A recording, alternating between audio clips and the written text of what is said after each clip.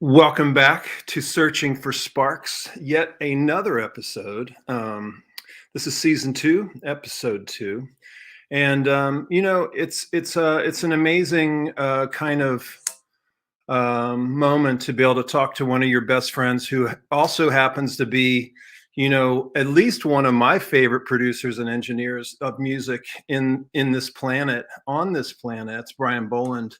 And we've worked through the years on many records, and most recently we got back in touch, and he mixed and helped me put together my new solo album, which is called Many Ways Around the Sun, and that turned out really great.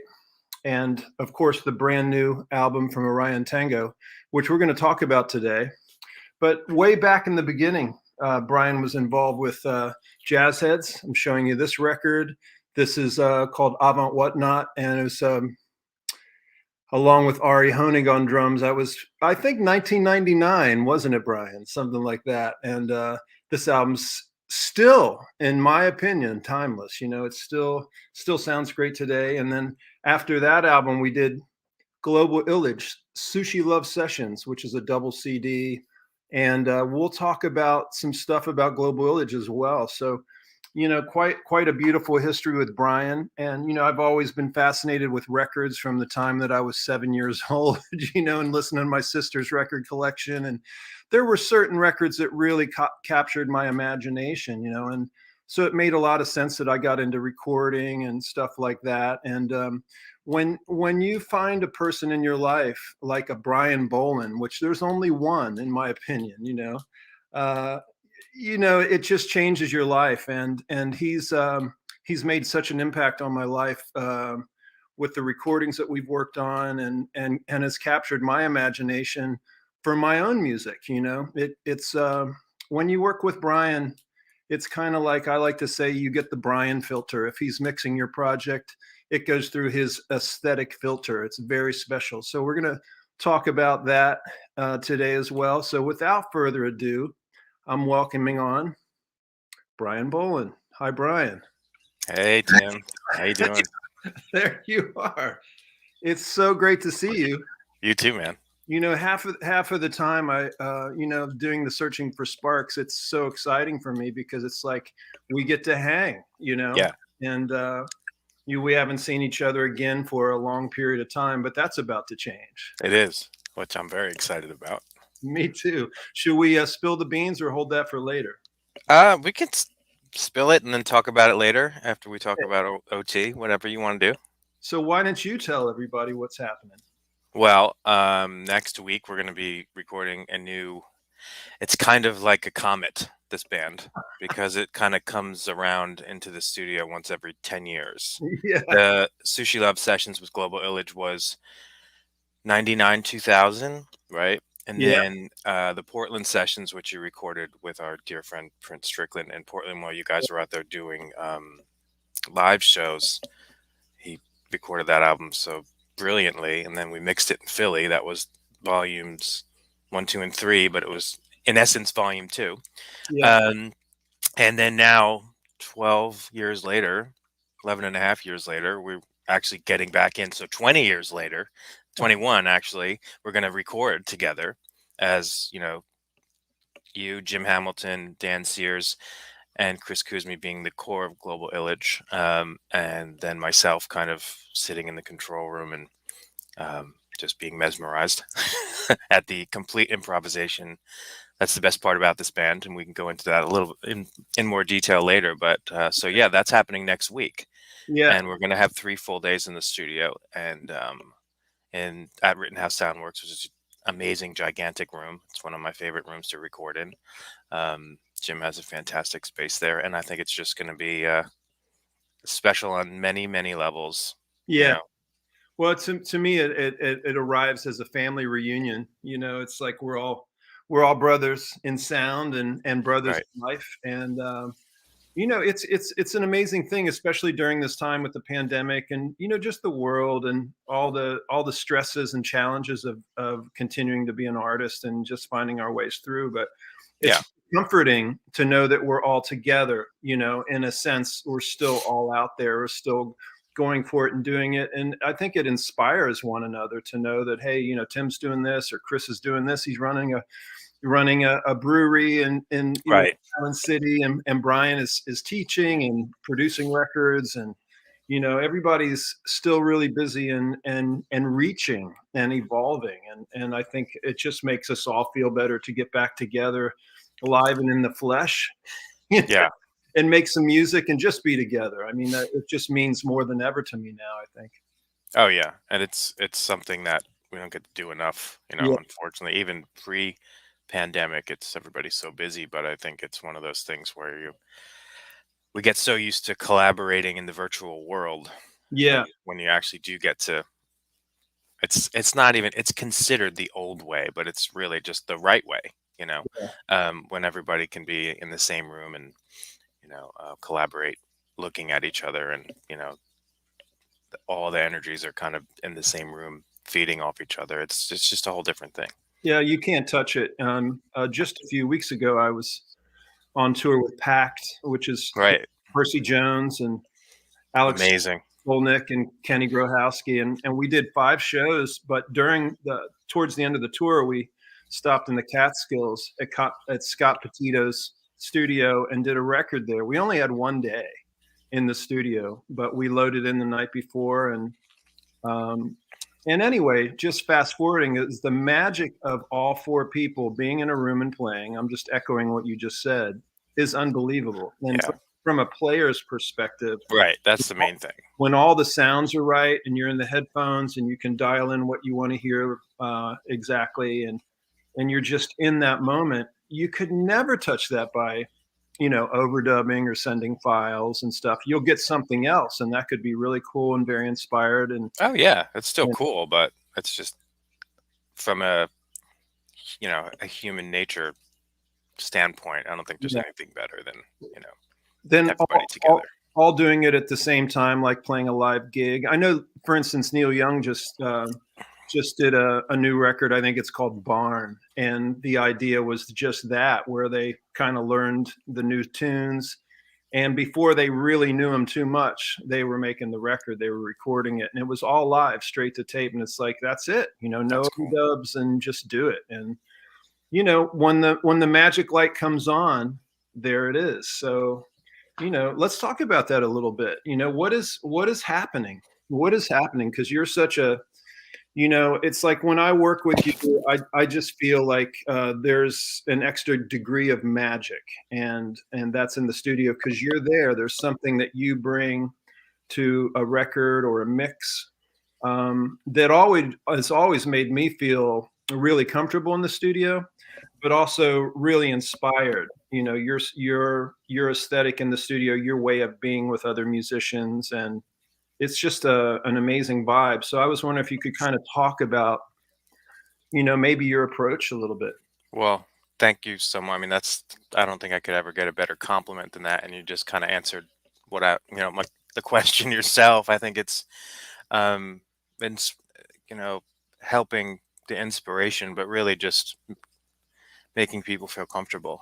Like almost forget that you're in a studio, Yeah, like you're in a place that happens to be recorded. Like, what you're there to do, but you don't feel like you're in a studio and working. And like, I want you to not change what you would do if you weren't in the studio, didn't have headphones on. Sometimes we don't use headphones, you know, either, but still just forgetting you're in a studio and you're just together with people making music, and let me worry about the technical stuff, and don't even, and just forget it's there, you know, yeah, and just making people feel comfortable and just having fun. I mean, that's like the other thing, unless you're like, I mean, even still, if you were like in a place where you had a deadline and you had a huge budget and like, but I mean, even in those cases, in my opinion, you're just always prepared for that stuff. Things happen, but you just have to make sure it's um, comfortable, because whatever you're going to get, whatever you're going to capture with the microphones isn't going to be good unless everybody's comfortable. yeah, It's like, and the most important thing for me, why I still love doing this after almost 30 years, is just you know, hitting the record button and waiting for the drop of, like, you know, multiple people together. It's like the greatest thing in the world. You know, I love mixing, I love producing, I love getting tracks from you, from other people, and all that stuff. But that's like the best part of it, because it's just, you cannot replicate that Yeah. like at all. So it's just fun, you know. It's a rare art, and you know, it's like I you know, we've talked about this many times, but I've been ahead, all about recording for so many years, decades. You know, used to read Mix magazine back in the old Oh days, yeah. you know, cover to cover, and was so inspired. And then one day I found Tape Op magazine. I was like, oh, what's this? Yeah. And then it was just, you know, just so exciting, and just the idea of collecting records since I was like, you know, 12 years old or something, and building a library of music, and be able to listen, and how those records change over the years, decade by decade. You know, I keep hearing them differently, or hearing them in a Yeah. new way. I'm listening differently. I might be listening to music, or sometimes I'm listening to the atmosphere of the record, like a John Lee Hooker album from 1949, and go, "Whoa, that's unbelievable!" You know, Right. the atmosphere of that record just, you know, just gets things going. So it's really amazing recorded music. And you know, it's I forget where I was going with this, but it's kind of like how I play music too. It's like I forget where I was going. Well, And that's what's great about working with you, and I think that's why we have a mutual, you know, kinship, um, and so many other words to describe it. And then with Jim and Chris and Dan too, that band is so special. I mean, anything we do together is going to be great, but with that band, it's just, people are just there. The premise of it as well, just everybody completely being themselves. There's nothing written. You go in yeah, there, most of the instruments are what we think they're going to be, but then there's always other things that, you know, enter into it as well. um, and it's just being able to, um, just be free like that, and be creative. I mean, that's, and for me as well, it's fun because I'll hear something and just go, you know, I remember doing that once, into like, even in the middle of a take, just being quiet and running in and adding another microphone somewhere because somebody picked up an instrument, being like, oh, wait a minute, like, you know, always crawling Brian. yeah, you know, and coming up with new, you know, new creative ways, you know, thinking technically, but then using that and forgetting about it and just getting super creative, like with the frame drum and the original drum kit that Jim had, you know, with the little small diaphragm condenser and the little tiny little frame drum that sounded like a giant 808, you know, when we got Yeah, done with it. You know, that kind of stuff is just what stems out of this kind of project. So it's equally as fun for me from an improvisational standpoint from what I do yeah. as the way you guys improv the music. So that's what I love about it, Oh yeah, you're in the you know. band for sure. Yeah. You know, it's just so much fun, and especially in a place like Jim's, and, you know, Rittenhouse Sound Works, there's just so many microphones and so much Yeah, old and new gear, you know, yeah, so it's great. yeah. Well, you know, it's like, you know, getting back to the Tape Op and Mix magazines, I would read these articles, right? And they would just be like, "Oh, I just want to do that. What was the signal chain? You're running this mic. What is that mic? And Right. then through this compressor to that into a little, you know, RCA speaker with a 414 on it, and it was like just the sound of whatever, you know." And these kinds of things over the years, just reading about that, and then reading books about different producers, like, you know, whoever it might be. There's just so many, but you know, Yeah. it could be Glenn John's book, or even Daniel Lanois, or his partner, Mark Howard. These are really inspiring books, and some of these books, you read about them and you glean that, oh man, these were live sessions. They were hitting live on the floor, or Yeah. they weren't. There was some aspect of that, like groupings and pairings of musicians, two or three people together. Maybe there was an 808 there, but it was cut live to that. Yeah. And you build that way. A lot of records back in the day were made that way too, you know. But the idea of having, you know, groupings of people together cutting, you know, however that is, even if you're going to overdub, and Yeah. finding that spontaneity, that magic right then, like we're in, you know, Yeah. it's like the moment. Here it comes. This is the first take. This is it. We're like completely in the music, and then all of a sudden the track is over, and you're like, wow, what was that? Yeah. That's what's fun about this band too, is from a when people talk about, old recording and like direct to disc and things where they had to like literally do the volume rides, because, that's it. Once it's on down, it's down. And that's not the case anymore, but it is when you're dealing with this band because so many things are happening. So it's like I always have to be on my toes.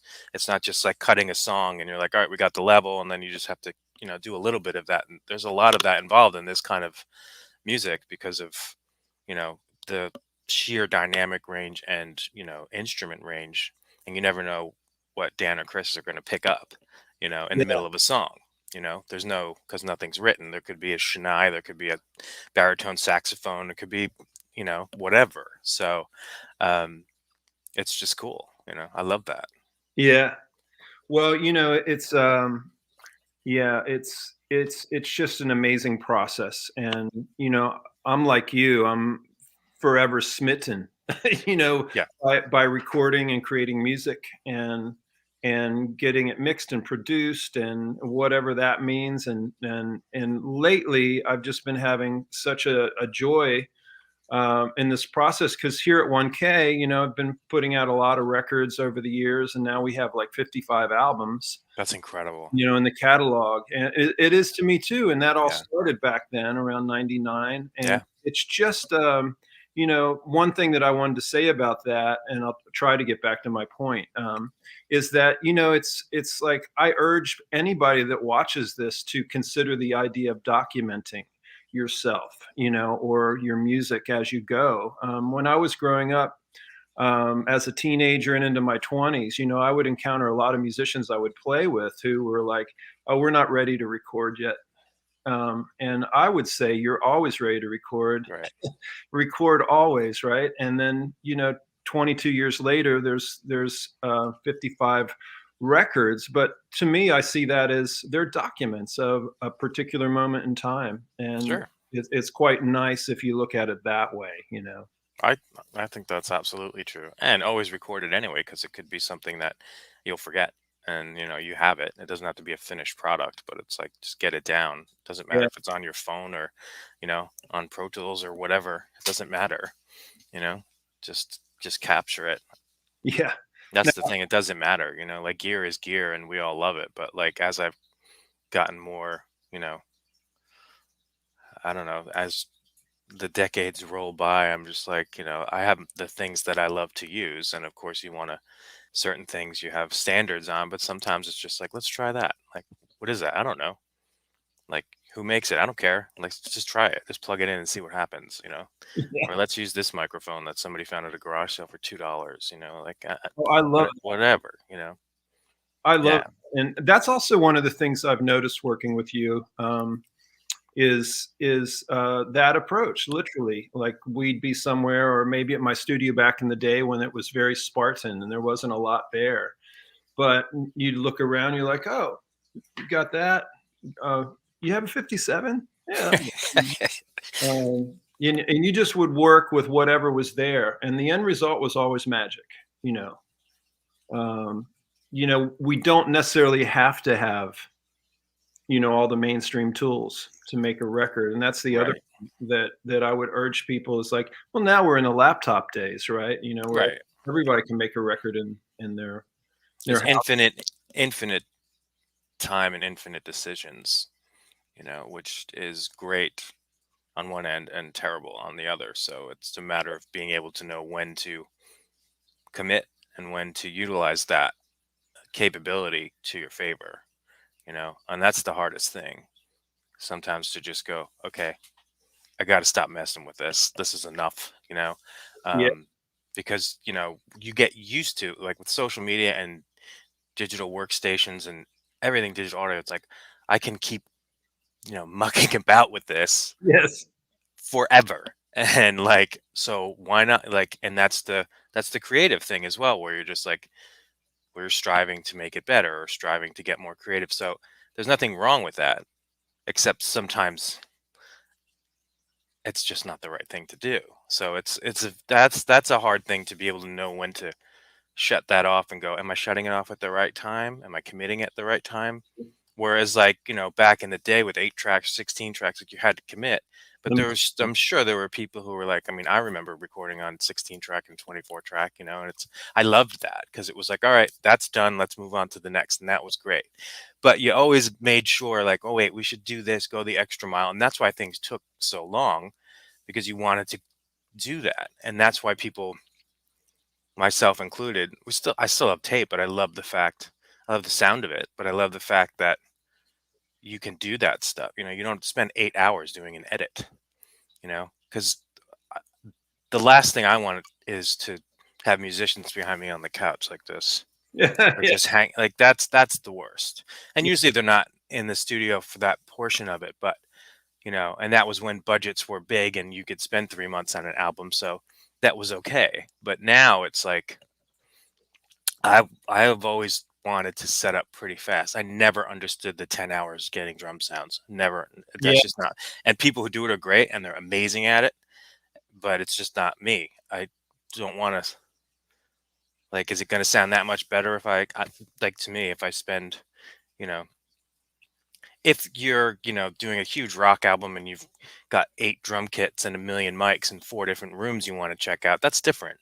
But, if it's one room with a drummer and that's the drum kit, let's get it going so we can make this happen. I don't want any people sitting around, you know, jonesing to create, waiting on me like that. That's just, Oh yeah, I don't need that stress, and yeah, neither do you. So, it's always kind of been my philosophy on it, but it's, yeah. So we uh, kind of have the best and the best of both worlds now, uh, yeah. and just every possible sound and tool that we would ever need in software as well as in hardware. Oh yeah. Mixing is like, it's never a breeze, but it's a lot better. Yeah. Recall wise, especially, hey, can you turn that up? Yeah. Give Yeah. me 10 minutes, and I'll send it right back to you. So that's amazing. And Yeah. being able to really be comfortable doing it without, like, everything in the box. I know there's so many people that I love and respect that do it like that, and they're the best in the business at it. And that was where I was like, wow, you really, a few years ago, I was like, yeah, you can just do it like that. And then I kind of found what I liked. And then that was about a year before I started mixing more projects for you again after a brief hiatus, as Yeah. life happens. Yeah. Um, so it was great, and it really helped, especially kind of ramp up. I think it was great that we did many ways, because that was just it was a long process, and it was like everything was different and you had all these different tracks, and it was a very amazing, fun experience for all of us. Yeah. Right. Really, for me, just because I was just every track was different, and there was so much. I Yeah. could hear you running around the basement, like putting mics on stuff, and I personally love that. Yeah. So, and then to kind of gear up towards the Orion Tango thing, which was pretty much recorded in the same room, right? Yeah. Yeah, and Over a period of time and over 4 sessions. right, It would be like I'd have to figure out when Jeremy could come down from New York City yeah, and what Barry's schedule was, which is usually always crazy. It's kind of like he lives in Japan, but he lives in right, Philly, so yeah, he's on the other side of time most of the time, and yeah, you have to.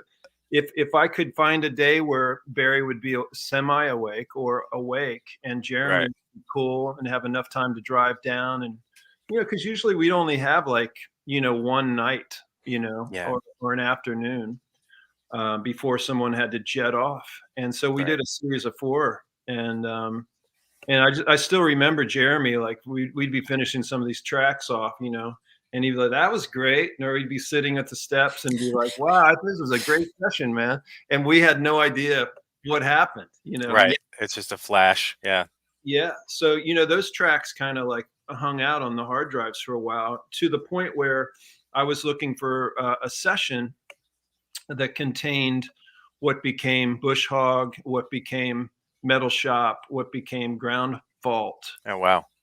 And that drive died.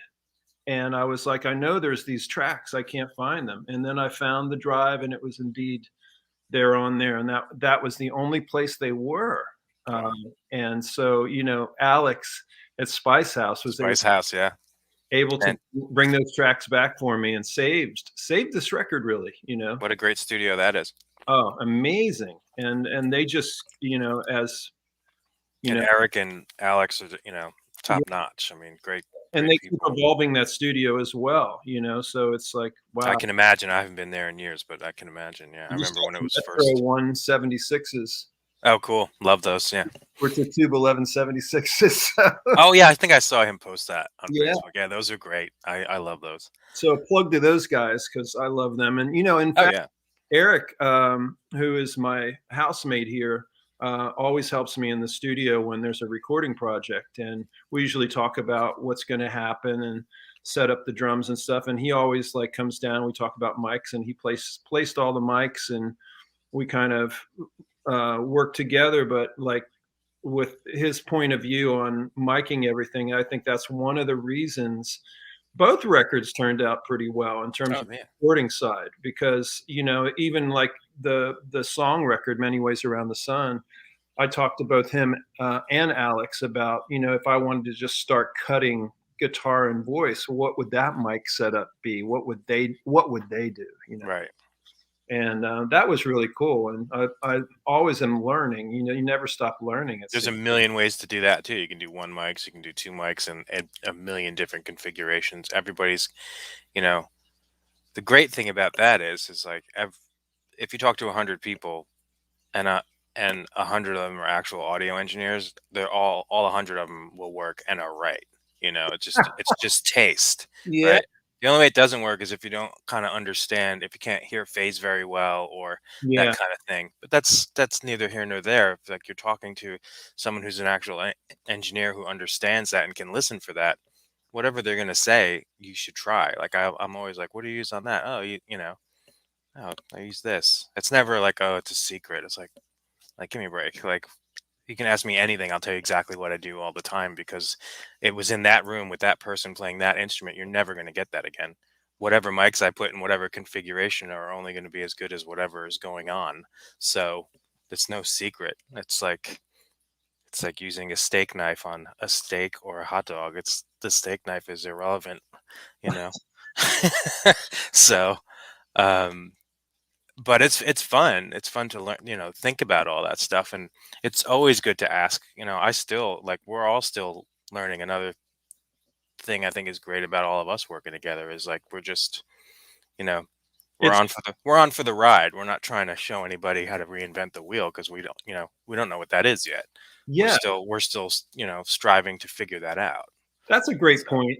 We don't want to do what we've already done, whether that's the music and or the approach in recording the music. And thinking about this upcoming global illage, you kind of have to set up for what you don't know could happen.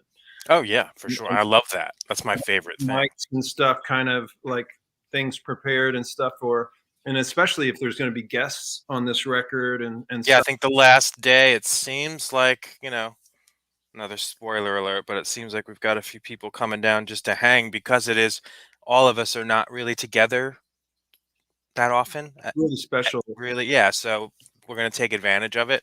So I think there will be some really fun, it could be just some guest spots on a couple of tunes, or it could be like we've been recording for 2.5 days. Let's do a little of that. And then it could be something else. Something new could happen.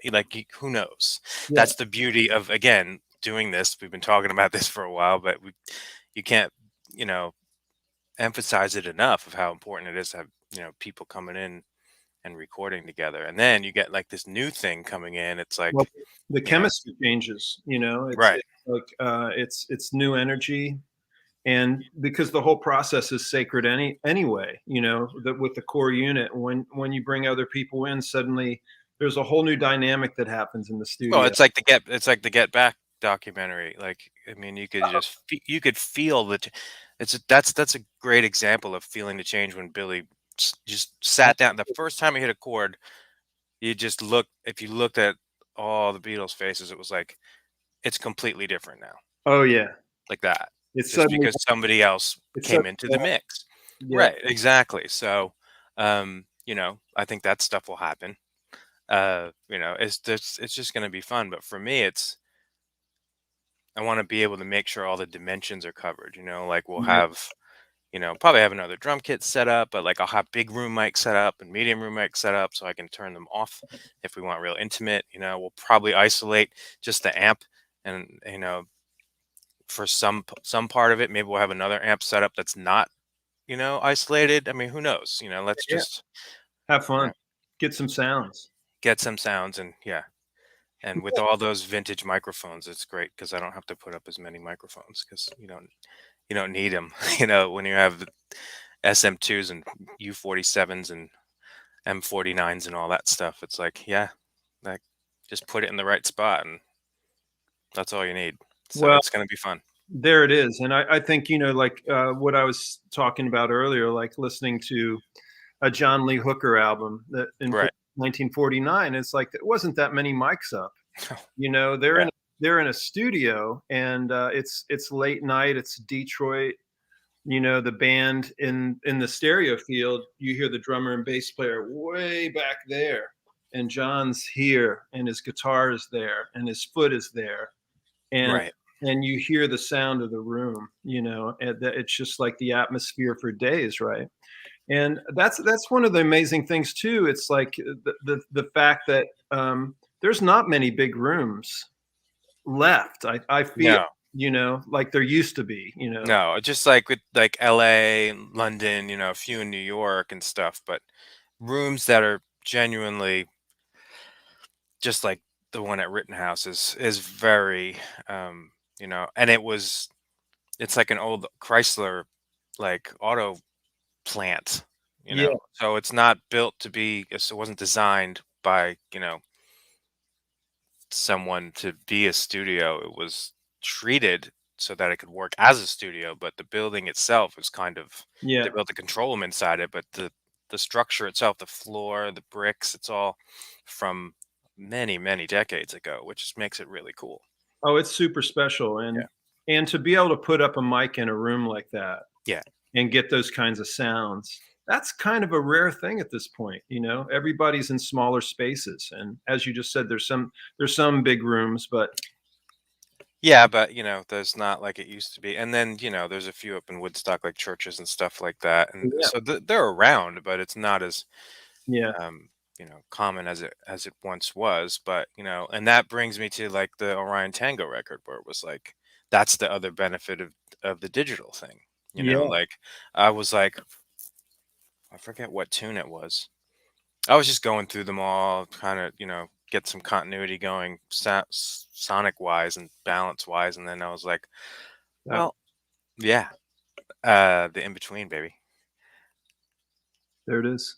I just thought, I was like, I just want to elevate that. I know that basement so well, Yeah, and I know that I can get. I just wanted to. The one thing I wanted was like this band deserves just to be in just a little bit more of an inflated space. yeah, So the majority of the time I took uh, was just to find the right way to do that so it sounds natural, you know. And I ended up manipulating the tracks and then adding a little bit of room, but making it just inflating it to where yeah. it worked.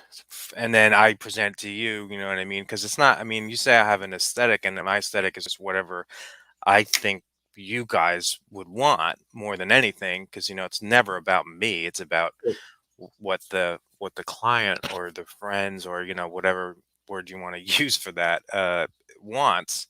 And it's just like when I'm tracking, it's like, I just want you to, I'm here if you need something, but forget you're in a studio and forget I'm here until you come back in and go, wow, that sounds cool. And with mixing, it's the same thing. I was just like, I know you guys and I've listened to the first couple records, and you know it- it's pretty straightforward in one aspect, but the one thing I was like, this one's, especially because the material was a little different. Oh yeah, So and it wasn't just like live at a radio station. Like it was like you guys were in the basement, which is your studio, the 1K headquarters. So it was just like Yeah. I just wanted to sprinkle a little bit more of a room down there. You know, it was Yeah. like Tim would like it if his ceilings were a little higher and the Oh yeah. square footage was a little bigger. So let's see what that does. And you guys ended up digging it, and it worked. And the thing about it is too, it's like, it's like, and this is the same live. When you play a really small little space, like Pact played in, where did we play? The Avalon, I think it was, in the Catskills. Hmm. It's a small little cool venue. It's really awesome. But there was a little bitty stage, and we were coming from Buffalo, where we just played this enormous room, massive, with a huge PA, and we just high volume levels, and it was just an incredible experience to feel that. Yeah. Then we came to this little bitty stage, and the stage was almost like the band was inside of a box, and then the audience was there. And the amount of energy that this band puts out, Packed, is just huge, and Yeah. it cannot be contained in a box. It has to push Yeah. through. And Orion Tango is exactly The that. same. Yeah. We're down here playing, even though I'm using small amps. Jeremy's hitting the drums, Barry's Right. playing the bass. And I don't think we're wearing headphones. Jeremy might have been wearing headphones, but we're playing. And again, that sound of this band, it is much bigger than this room. It needs to be on a big stage, or in a big space. Right. And you totally dialed that in. And maybe now would be a good time to listen to one of the tracks, and then we could talk about it a little Let's bit. do it. Okay, so this is the first single from the album, and it's called Metal Shop. And this was amazing because it was during a session where we were playing, and we're just improvising. We're going from one thing to the next, and then we're chilling and talking for a while, and then maybe there's an idea, or let's try something else. And we just dove into this, and this was definitely started with a riff. And it just went from there, and we were just having so much fun that it just felt like it needed to go on the record. But it's brutal. It's a brutal sounding track, as you're about to hear. And we'll talk about it. And this is the new video, and it features a dancer friend of mine from who used to be at University of the Arts, where I work and teach and work with dance. And she agreed to do a video with me. And what was really cool is I said, well, listen to the record and see which song that you're feeling. She's like, oh, Metal Shop for sure. So here this is Metal Shop.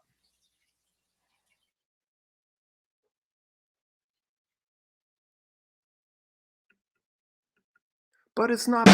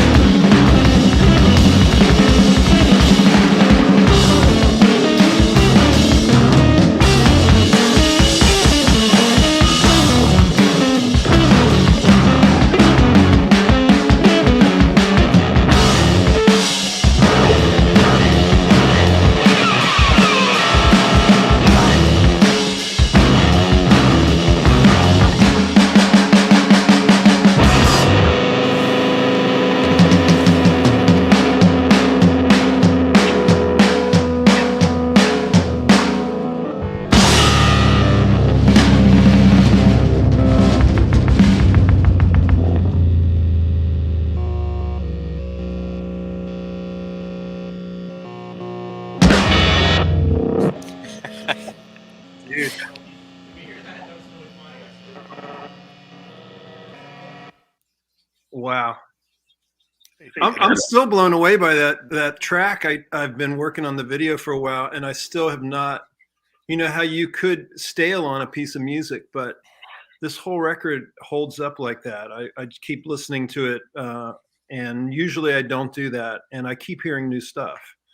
Yeah, new stuff. Right. That's the thing. It's just listening to that. It's like some of this Jeremy fills are just like it's just all because it's all just in the moment, and then you'll just come up and just when you just dig in at that one part, it's like wow. And then Barry just like his right hand is just you know right there, and it's like everybody. That was the thing too. I remember you guys were all like Barry. I think it was Barry said it first, but like usually he likes to be a little more tucked back.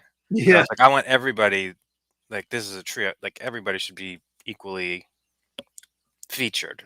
It's yeah, not, which is a little different, but I think it was just, I kept pulling it down a little bit and I was like, nope. Like, it's not working, It's working like this because everybody's just nobody's the soloist, but everybody is at the same time. It's like yeah. It's to me, it's a ferocious track, yeah, it is. Yeah, and it's like when we were playing it, I think it harkens back to some of our favorite musicians as inspiration, for maybe. sure. It's just coming through, and some of these riffs and Barry's bass and Jeremy's drumming. One of the notable things on the record is exactly that: is that you've blended us and glued us together, so you can really hear the definition of everything.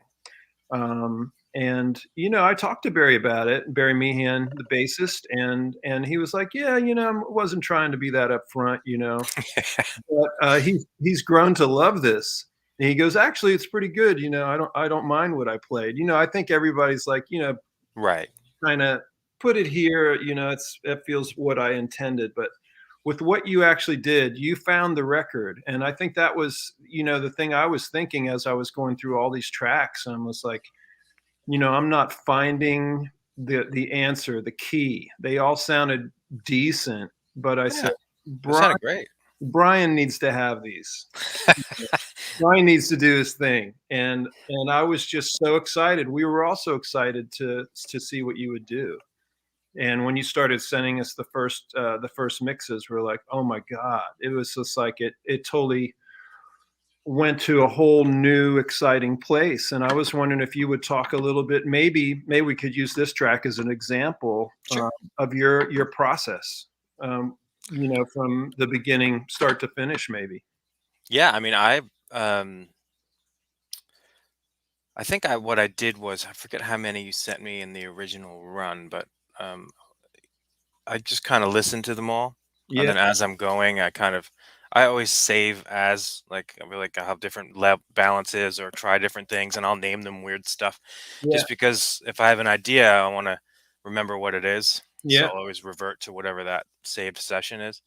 Um, and then I mean, I don't really, I have like a mix template, but I don't really do that with um, unless it's a certain kind of style of music or whatever. I think for this, it's more I just like to react, yeah, you know, knowing what I have in my plug-in arsenal, like that I like to use. I'm like, oh yeah, I'll listen to it maybe 3 or 4 times, get a balance and solo stuff. The main times I solo is just in the beginning, just to see if there's anything that I need to fix. If I'm hearing something that's bugging me, I'll fix that real quick. Um, but then after that, once the balance is set, it's rarely I'll ever put anything in solo anymore because nobody's hearing it like that. you know.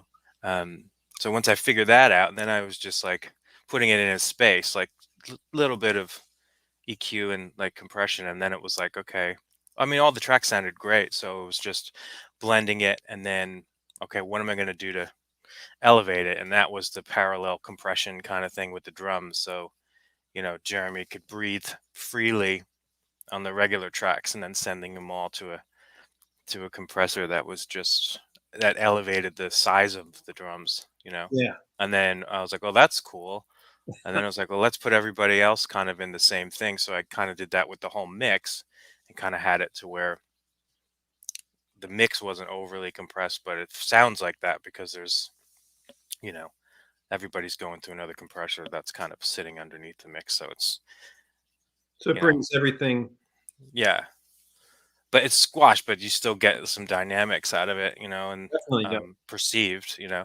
Um, with the guitar, I mean, and then I just created this room. I kept going through all these different rooms that I have and just trying to find one that wasn't too big, wasn't too small, you know, and matched with. The great thing too was there was some bleed on tracks.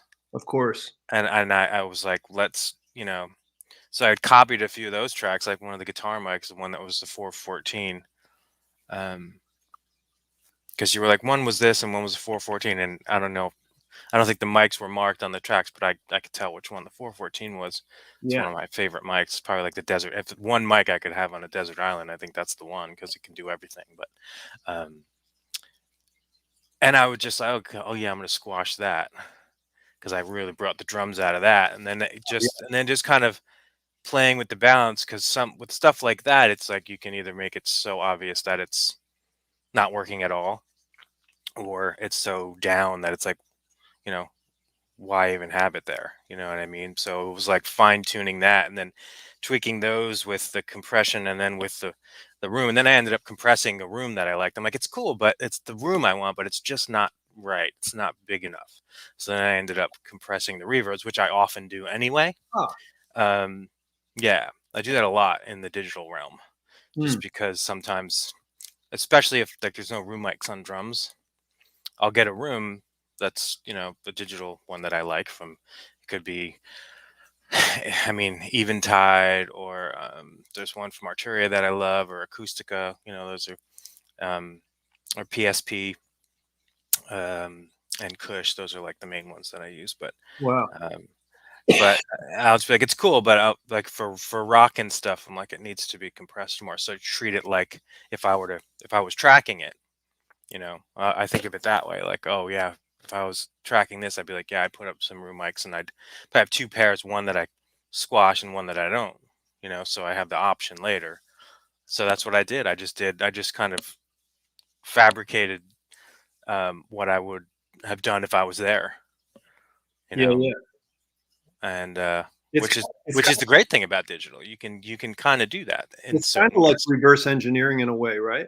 Yeah, kind of. Yeah, Because you know what you would do, so it's kind of like just thinking about it in those terms. It's right, I guess it's kind of like also like if you knew a particular piece of gear or an right. amplifier, but in the digital world, you're like because you know how to use that amplifier, you know how to use it in the digital. Right, especially rooms. I mean, they've gotten so. I mean, you know, the debates of this doesn't sound like analog. This does. It's like as long as it sounds good, you know, Yeah. I'm cool with it.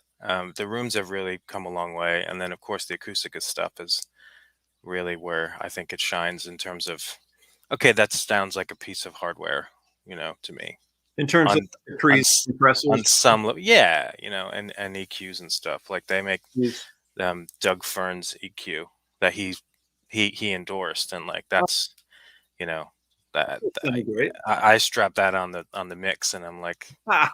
about 70 when I'm 75% done, I put that on there, and I'm like, okay, now I'm done. Like it's it's just that good, you know, because the you know I can't wait to come down there, and hopefully we're gonna hang with Doug, me and Jim, just to say hi, but for a minute. But I really Jim has some of his pieces, and that's just, you know, Yeah. that's it.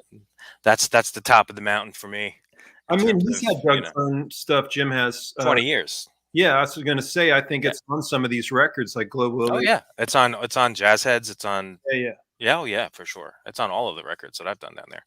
Um, just amazing stuff. So yeah, I mean that's the process isn't anything magical. It's just it's the magic. It comes from just, you know,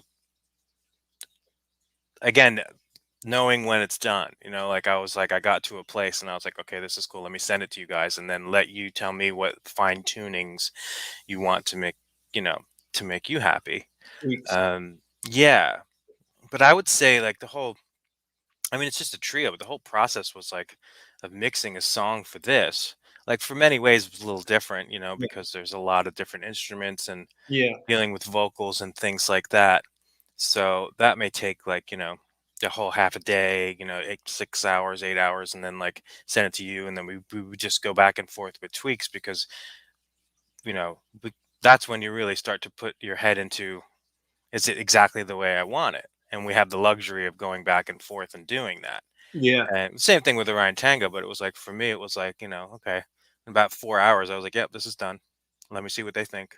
Because I get to a point once when like you start asking yourself specific questions after you like something, that's the point when you go, all right, stop it, shut up, just send it, because you're just gonna go down the mountain now, Yeah, yeah. you know. Well, that's the So thing is like, when is a song done? When is a painting done? yeah, When is a mix done? It's right. like critical moments, but that's a feeling, right? Is it a gut feeling? Oh yeah, it's just a gut feeling, I mean, sometimes you're right and sometimes you're wrong, but Yeah. it's never, it's never bad. Like it's never bad. Like you may think something's bad, and 5 years later you listen to it and be like, "This is awesome," you know. So it's, or you're thinking about, the worst mistake I make, and some people make sometimes, is just kind of comparing it to something else, Oh, yeah. and it's like, That's huge. That's a huge yeah. Like thing. we as mix engineers need to reference something if you're in a new control room, or you're like, I want it to kind of sound like this, so you put that up, and frequency rise and things like that, and that's fine to have references. But for a sonic thing, not a for an actual technical sonic thing where you want it to have that sonic aesthetic, that's fine. But Yeah. when you go beyond that a little too much, like, yeah, yeah, okay, like I'll just flip. I have this A/B plugin where I can just flip back and forth between something, and I don't use it all the time, but sometimes I'll be like, oh, this is kind of starting to sound like that one record that I really like from, it could be new, it could be old. Like, Yeah. let me see in comparison what the high end is doing with this. Because, oh yeah, mine's a little too bright for what I'm trying to go for because I want it to sound like that, you know, and keep it broad. When you start to nitpick too much and like, well, that reverb is like a half second longer than that one. It's like, but yeah, but you're not trying to do that one. You're just trying to take stuff from that and Yeah. make it your own. So, I mean, this is all stuff that we all know, I'm not saying Well, anything new, but I just think it's good for people to hear that everybody kind of has the same thing going on. one thing I want to say about that, which, first of all, that's always been an aesthetic that we've all had. I think, we've been certainly inspired by a great many artists, especially coming up in the early days when we were younger. And Yeah, we still listen to music, 24/7 or whatever. But I think now that we've been doing this for decades, it's different. It's more about like, we're trying to create, trying to do what we do. It's not so much about I'm trying to emulate this new record that came out, or right. I'm trying to write a song that sounds like that song, or I'm going to try to do an ambient track that's like that ambient track. It's just about expressing yourself, right? And Right.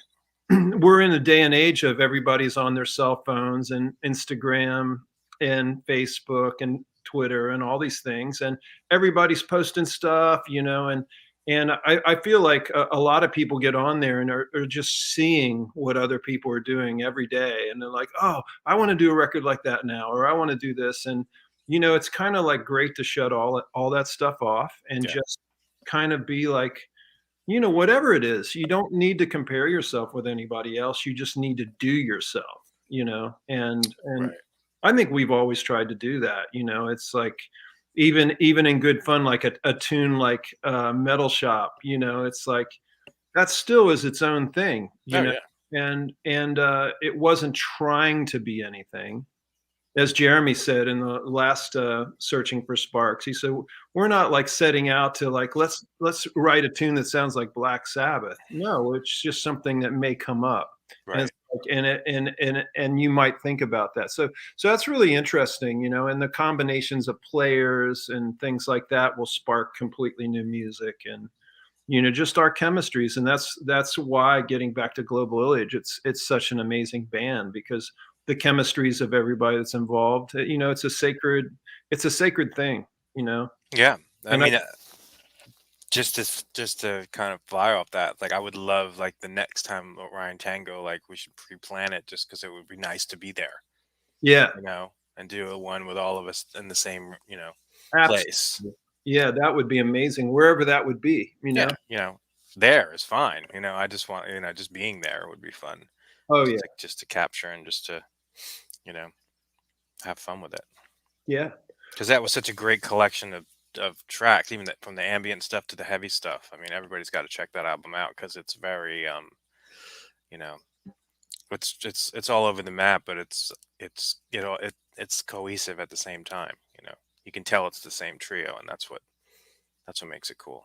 I was talking to Barry, last night, just about, hopefully we'll be doing live dates. We're still in this COVID thing and Yeah, trying to hopefully get that behind us a little bit and see how things are going to move. I know certain bands are starting to tour again in February, so we'll see. But the thing about this band is, again, to me, it's sacred. And these three characters, the three of us together, when we're in the room, it's just like, okay, something's going to happen, and it always does.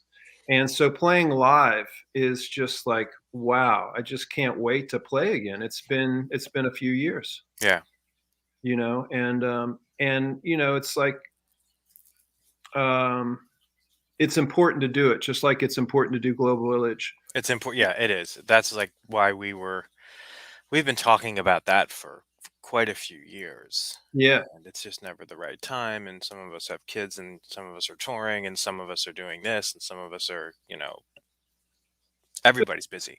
yeah, And the fact it was just like, I think it was somewhere around Halloween. I just said okay, and I started the Facebook Messenger group with all of you guys, and I'm like, okay, enough is enough. We have to do this. Let's just start throwing out dates. It would just happen to be on my brain, right? that's great. And literally within 3 or 4 days, we had it locked down because everyone was like, yeah, like we all were like, it was like Like, I that's a may good have st- idea. I may have started it. I may have started the message chain, but it was like everyone was thinking the same thing Yeah, because everyone was like, yeah, like, and then it was yeah, just a matter of making sure because I'm in Florida, Dan's in Colorado, you and Jim are in Philly. Jim's in Brazil right now, but I think he's back. And then Kuzmi's in New York, so it was just really a matter of everybody getting their schedules around, and then me and Dan booking flights. So, and then we made it happen. Like I think it was within a week, we had our flights booked.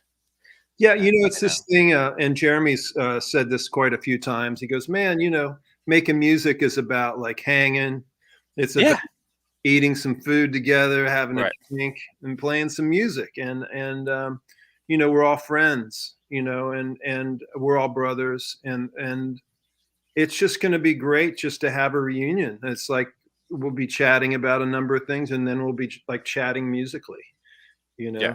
And it's just a beautiful thing that everybody should just do their art and play in their bands, because it's I don't even know how to say it anymore, but it's such a deep thing, yeah, like trying to not trying, but to try to express to Barry last night was, it's just important that this band plays, and when you play, a ripple happens, right. and it's time. It's hopefully we'll be back and creating some really positive ripples with Orion Tango Live, and then whatever happens with Global Illage as well. It's like, Yeah, I mean, I know it's a whole nother thing with it's kind of similar to Orion Tango, but it's like with Illage, it's like if you're in the studio for 2.5 days, you're gonna have 7 hours worth of music for because sure. it's not like okay, we have to whittle this down to A B, 2.5 minutes. Like there's none of like that doesn't No, exist in this world. no. So it's like it does in its own way. Yeah, Naturally, it happens that way. Like I think that they're all songs. They're not just like yeah, that's the thing with this band. It's like the reaction. Okay, this is going somewhere, and it's just it's a telekinesis thing, where it's yeah, just like you guys um, and and you just kind of come out of the haze and be like, well, let's go listen and see if that was anything. And then you come in and I'm always like, oh yeah, that was something, like, you know, That's um, what I love. You get into the unknown and you don't know what it is because it's new territory, yeah, but it does stand. It's like when we did the last record, the complete Portland sessions, it was similar in that there was probably like 7 hours of material, right? yeah, something like that. 5 hours. It was a ridiculous It amount. was a lot. And just to take that on, to try to listen to it all, to decide which bits or Yeah, which pieces could be okay. right. So these five could be good, and then maybe we could just put a frame around, 3 minutes to 15. And then I got a call from Jim, and he's like, you know what? I've been listening to these, and I don't think they should be cut. I think just Yeah, put everything out. So yeah, that's why that became 3 volumes. It's three yeah. CDs, or And whatever. I'm glad it did because somebody can always cut it down if they want to use something for something, but it's like it's all great. So that's like when I was mixing it, I'm like, all right, this song's 27 minutes. I'm like, all right, I'm cool with it. Some of my friends who mix are like, what? And I'm like, yeah. It's like, how do you even? It's like can't think of it like you're not automating the chorus and not like you're No, feeling it as it goes. I mean, there's automation on it, but it's just like, once you get the sounds right, then it's just all playtime and it's like yeah. making sure what was um trying to be expressed is an accurate picture of it, you know. Improvisation is very interesting too because everybody that's playing is way inside the music, and we're all kind of pushing it forward and looking for the next, the thing that's going to take it over. But I was reading this thing about Fred Frith recently, and he goes, you can't cut away the stuff that is leading to the magic moment, like Yeah, the good parts of the improv, because you can't do that. It right. doesn't work. You can't just put the highlights of this was a good bit, because it makes no sense, because it's how everybody arrives there that is That's so it. magical. And that is indeed what happens with global and Yeah. Orion Tango And too. Orion Tango. Oh, absolutely. I mean, there's a couple of those ambient tracks are just, that's a good example of that where it's all great and it's all texturally, like melodically, harmonically, musically, whatever you want to say, beautiful. But it leads up to like there's a couple of key moments in those tunes where Yeah, it's like it leads up to this magic. yeah.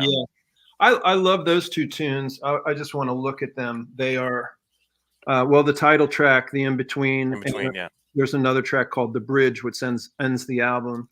And the thing about those tracks is I think they're landscapes. Yeah.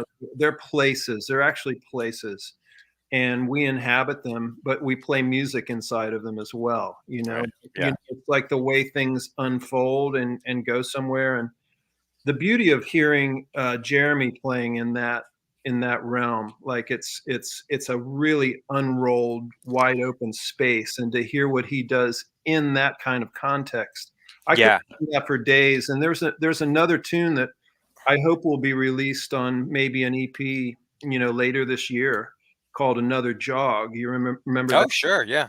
And Yeah. another one where it's like, I just love the whole thing, that what we're doing, but hearing Jeremy in the context of that.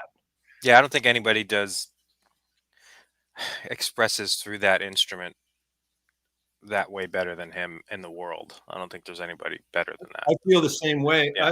I've always felt that way since the first time we played. And, he recorded on a lot of 1K Oh records. yeah. I mean, he's like his groove is unmatched. But when you get him to just like go out there and like let him do it, it all comes out Oh my in God. in the exact right way, and that's just because of who he is. You know, Absolutely. and his intimate knowledge of how to like Ari, the intimate knowledge Yeah. of what's going to happen when I use my body to hit that instrument this particular way.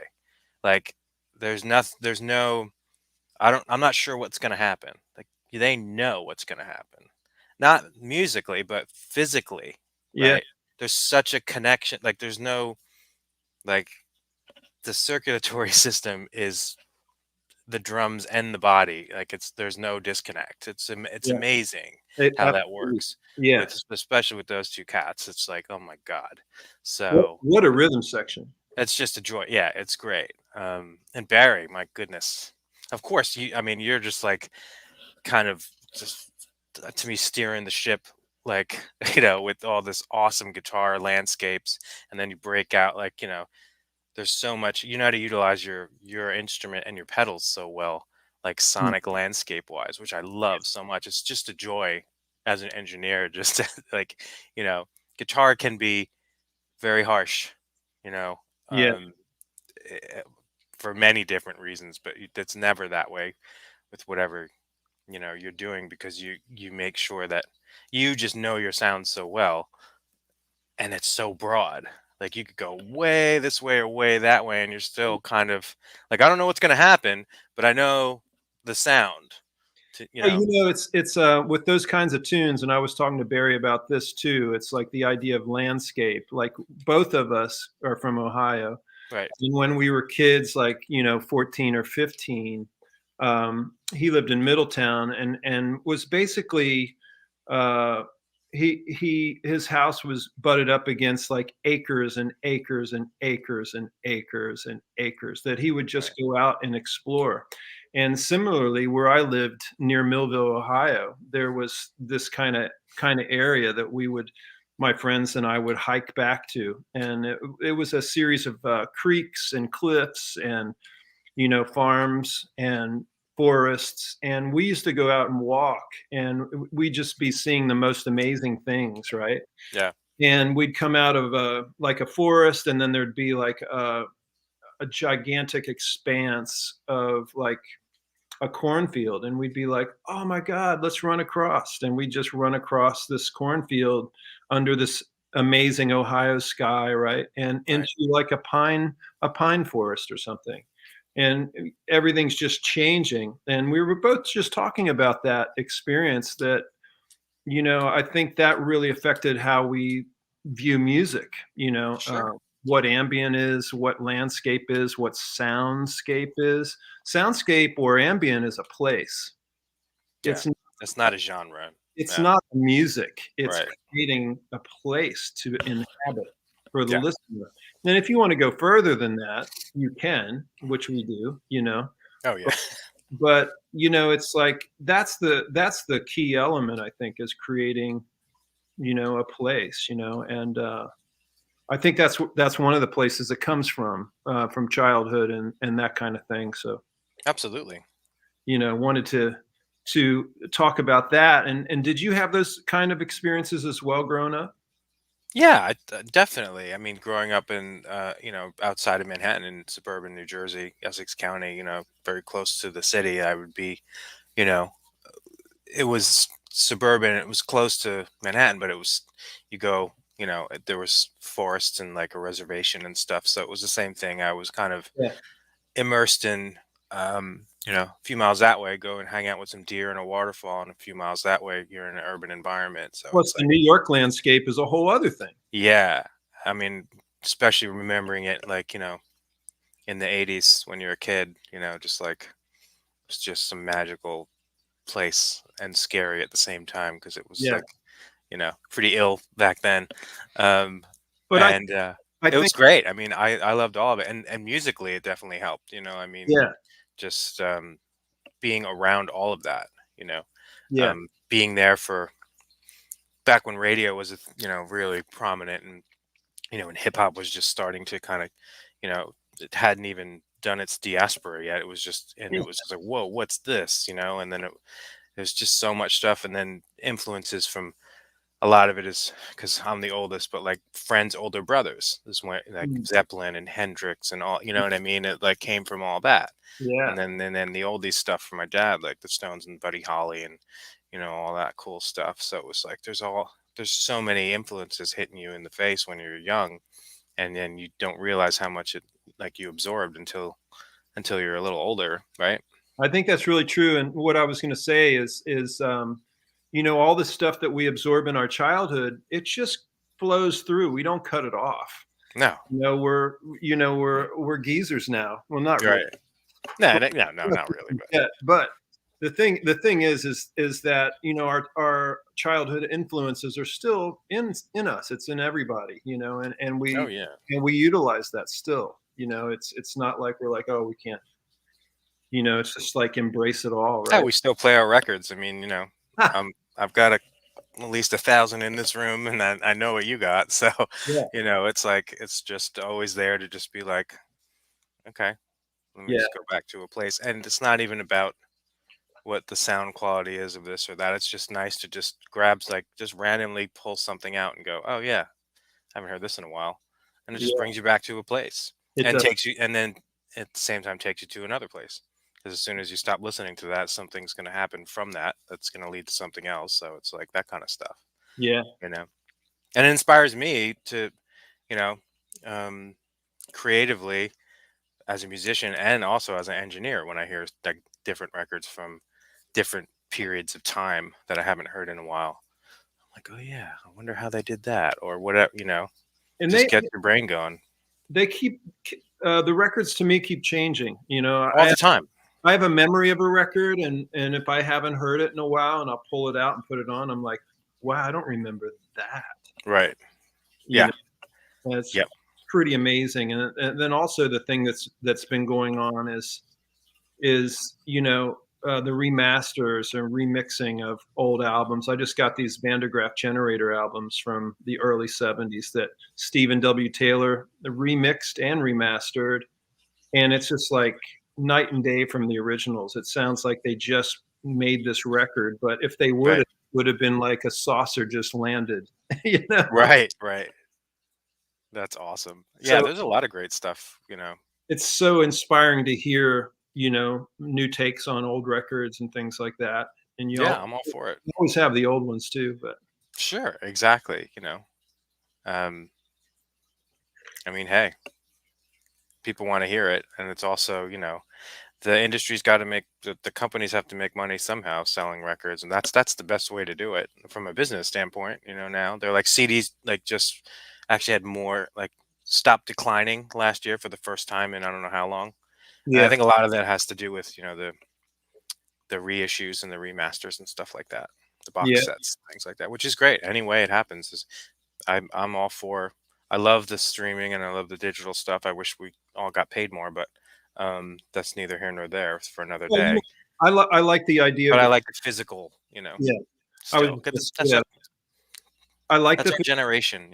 Yeah, it's our generation. I still like the physical. I like to hold something, and I'm glad Sure. the CD hasn't gone away because for a label or a musician, the CD is still something that we can deal with. We can take it on the road and sell it at merch and stuff like that. Sure. Vinyl's a little bit more difficult, and it just seems like the mainstream record companies have all the vinyl plants locked down.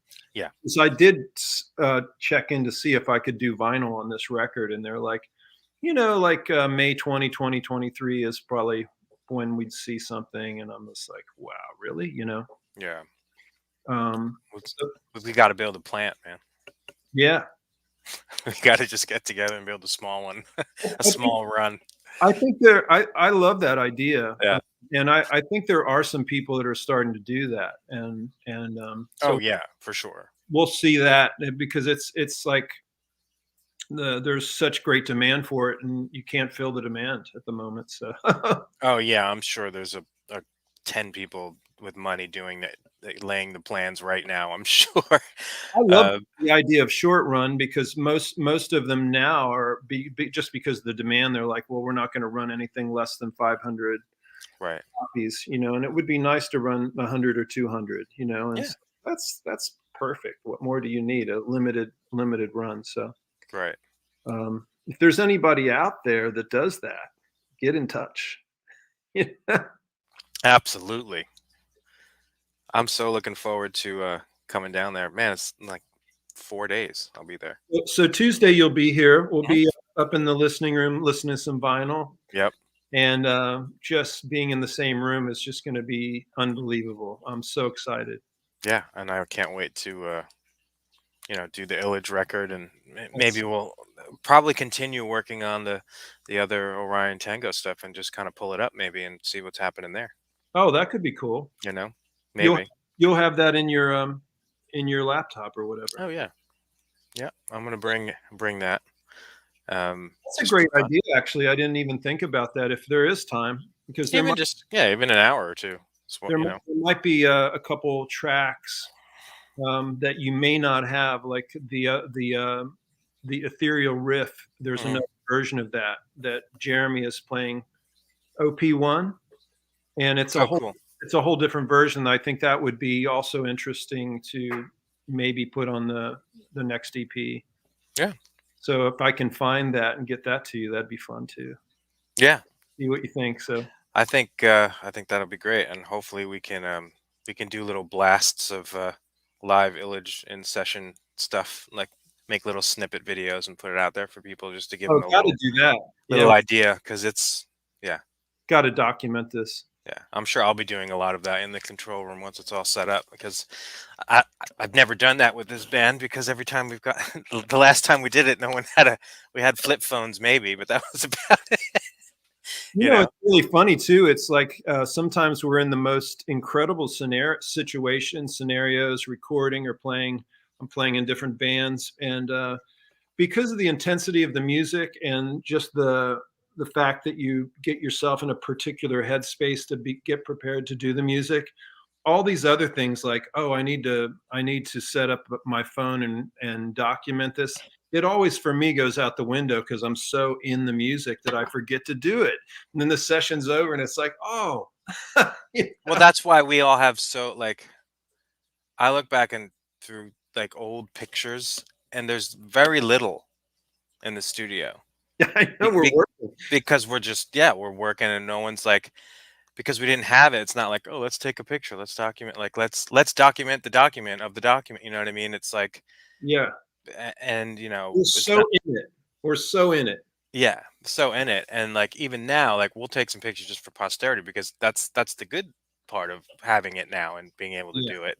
But I mean, there were cameras then, but we weren't like, oh, we need to take pictures all the time, because, you know, we were just so busy, Well, hopefully concentrating. Matthew can document some of it too, you know. Oh, I think so. Yeah. We're just be like That's deep, who you want to do it. Yeah. yeah, have He's so somebody great. grabbing that stuff. So, Yeah. It's going to be fun. And, well, yeah, this was great, man. oh, it's so great to talk to you. Great to hang. I hope it was, beneficial to, for some to hear how we kind of, a little bit of the process anyway of Yeah, the record, you know? it's a little window in there. I think there's a little tidbits of hopefully some inspiration. But the main thing is record, you know, Yes. Yeah. record, document, and Yep. um, you never know what you're Any going to. way you can. Yeah. You Barry know? always had this saying is like, you know, he said the magic ones don't always happen, but if you're always recording, you're going to capture it one time. Once you have Right. it, you got Yeah. it. Yeah. That's the best part. So that's kind of like what we aim for, I'm sure. And the new Orion Tango is an album of that. And I hope everybody gets a chance to check it out, buy it, download it. There's some limited editions available, and you did such amazing work on this record and all the Thank you. records My I've pleasure. on you with, and so I'm excited for people to hear it, and I'm glad they got to hang out and meet you if they haven't yet, and I can't wait to see you on Tuesday. Yeah, I can't wait either. It's going to be a lot of fun. More to come. Absolutely. Well, I think we'll sign off, and All right. thanks everybody for tuning in. Searching for Sparks, Season 2, Episode 2 with Brian Boland, and take care, everybody. Cheers. Be safe.